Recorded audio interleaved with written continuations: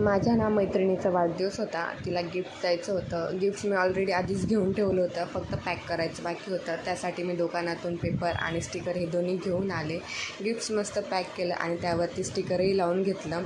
Sticker लावलं आणि त्यावरती मार्करने मस्तपैकी नाव टाकून घेतलं. फ्रॉम डुगू असं नाव मी त्यावरती टाकलं होतं. आणि नंतर मी रेडी झाले आणि लगेचच डुगूलाही रेडी करून घेतलं. आम्ही मस्तपैकी व्हिडिओ काढत होतो. इथं मी त्याला हास असं बोलत होती, पण तो अजिबात हसायला तयार नव्हता. असो, त्यानंतर आम्ही मस्त निघालो.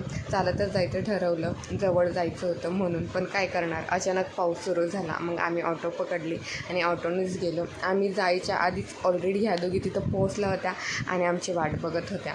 आम्ही मग तिथं पोहोचलो आणि इथं बघा डुगू कसा खेळतो आहे मोकळं मस्तपैकी. तिला गिफ्ट्स दिलं आणि अनबॉक्स करायला लावलं, कारण की तिची रिॲक्शन मला बघायची होती. तिला आवडतं का नाही हेही बघायचं होतं. फायनली तिला बॅग खूप आवडली आणि ती बोली छान आहे.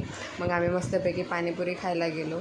पाणीपुरी आम्ही मस्त एन्जॉय केली, पाणीपुरी खाल्ली आणि इथं आम्ही मस्त टाईमपास करत बसलो होतो, कारण की आमची शेवपुरी रेडी होत होती.